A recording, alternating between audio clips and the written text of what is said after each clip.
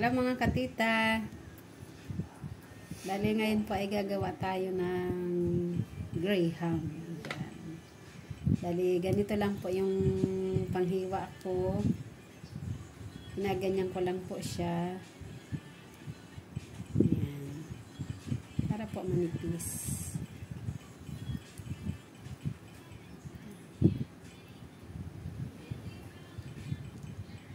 Pwede rin naman po pwede rin naman po ang kutsilyo. Kung wala po tayong mga ganito sa bahay. Bale, ito po yung mga ingredients na gagamitin natin. MY Sun Grahams. At saka po tatlong all-purpose cream. At saka po isang lata na kondensada. Tapos, ito po yung mangga na na-slice ko na. At, ito po yung cubes na ilalagay ko po sa sa ibabaw. Yan. Ilalagay ko na po yung mga all-purpose cream.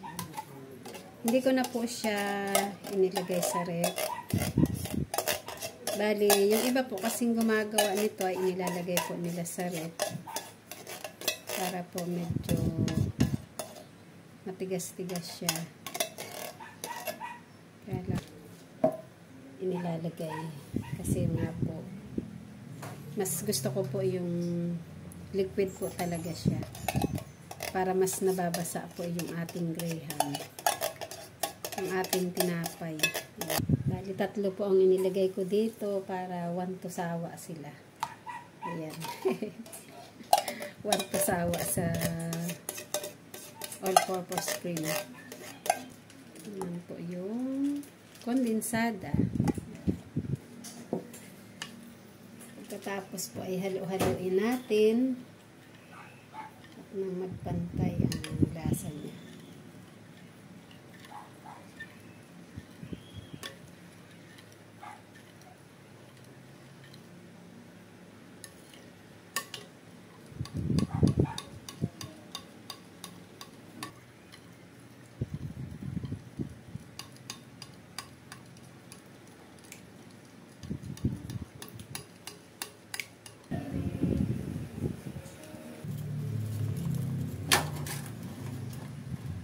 Paano ba?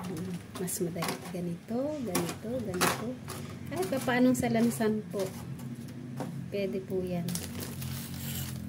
Ito po ay pang sarili lang namin. Naubos po yung yung guantes ko, kaya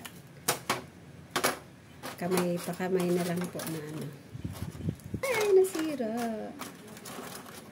Bakit nasira? Guguntingin natin siya para lumanda. Ayan.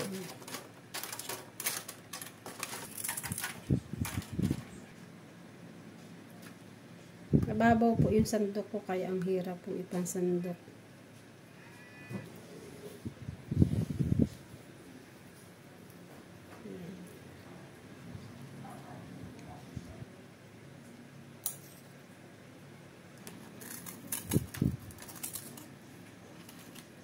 Yan.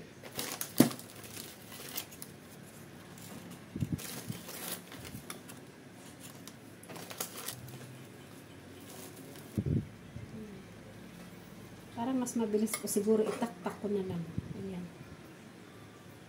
Diba po? Mas mabilis. Sarap po nito pag pag tumigas na siya. Kasi 1 to sawa siya sa sabaw.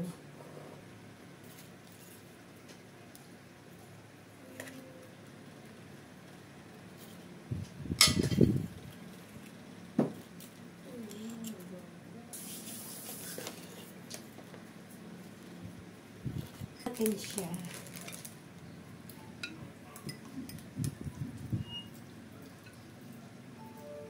Ayan.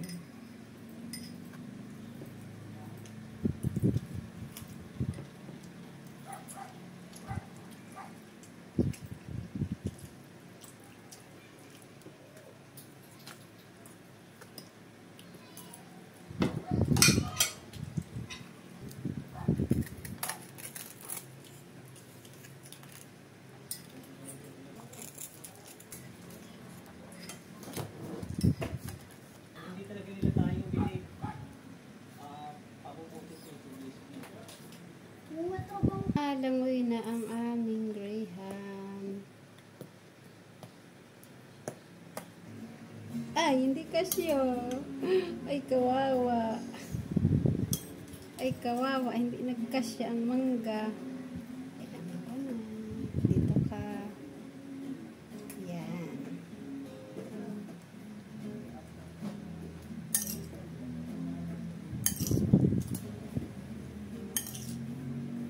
Ayan, ganyan.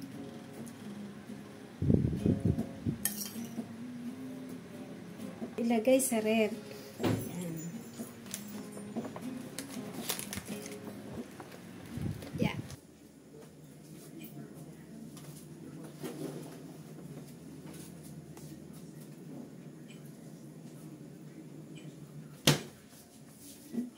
Tikman na natin po ito, mga katita. Ayan.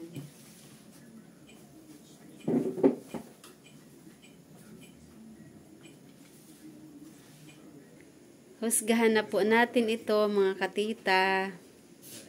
Tara po, kain po tayo.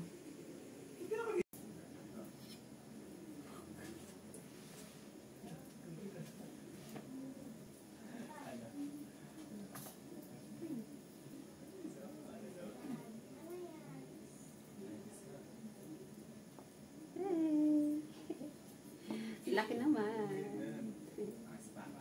Panoorin mo muna ulit para makita mo ano. Dahil na akong tinidor.